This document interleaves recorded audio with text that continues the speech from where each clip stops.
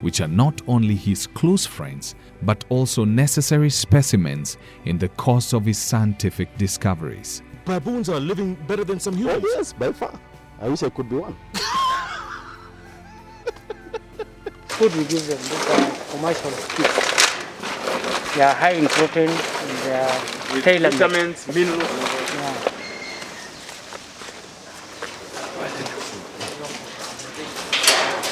I can go in, eh? Yeah. You know, there is what we call standard operating procedures. I think there isn't much difference per se, because there are a number of things that you cannot be able to do in humans, but they are possible to be done in non-human primates. Remember that these animals are very close to humans. So we are able to extrapolate our work to humans. But of course, maybe the only difference here is that we're able to control something that you may not be able to do in humans. Because here you're able to manipulate the things the way we want them to be done. That may not be possible with humans because you'll not be able to really control the way humans operate and the way you cannot be able to confine the humans the way we can confine the non-human primates. Other essential components of the Institute that help advance his scientific innovations are not only these primates, but also his colleagues and equipments such as the La Prosa machine.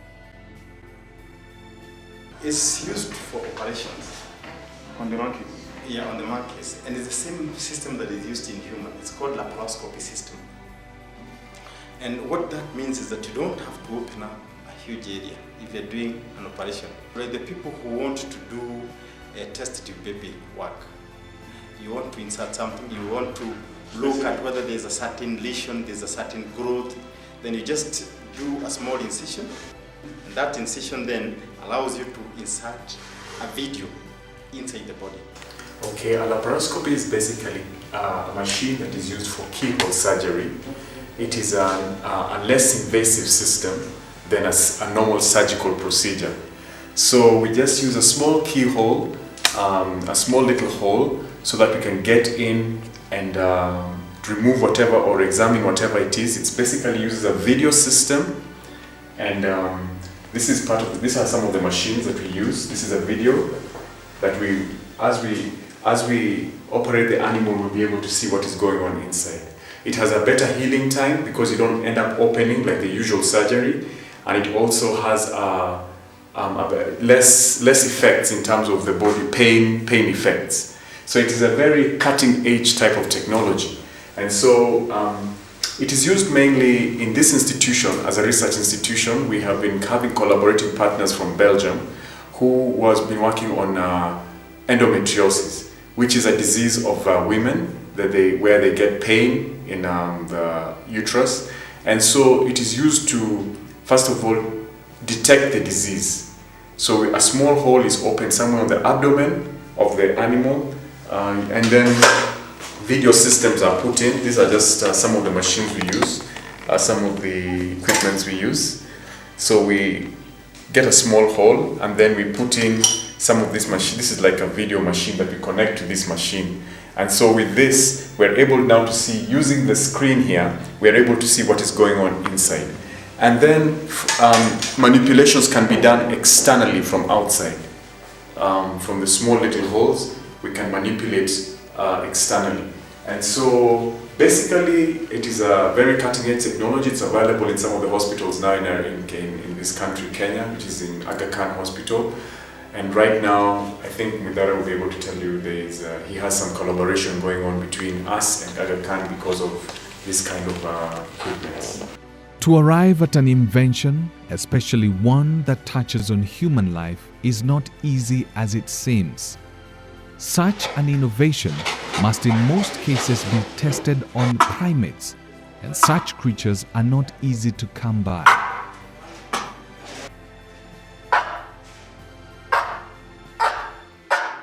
Monkey research is very expensive because for you to be allowed, for example, to access one baboon, you pay $650 to my institution. So that then One baboon? One baboon. That's 50,000 shillings, plus yeah. minus. Yeah. And that is just to acquire, to be allowed to have access to that animal. Okay.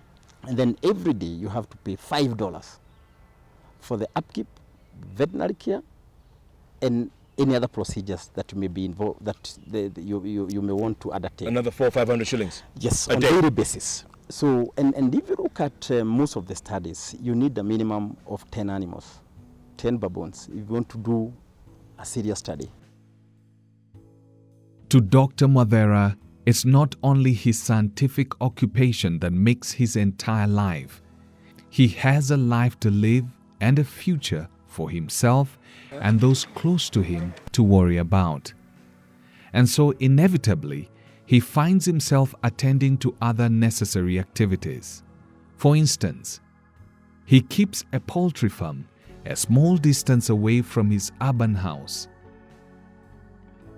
These chickens and other further activity provides him with the much needed additional income, some of which he has to use to further these scientific interests.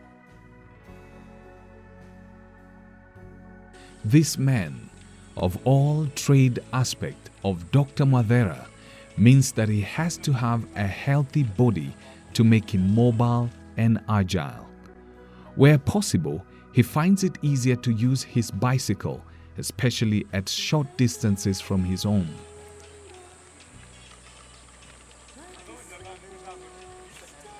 But bicycle alone cannot make his body fit.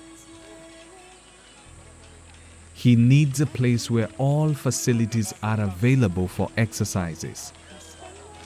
Part of his regular routine, therefore, is a frequent attendance at the gymnasium, to which he has a permanent membership.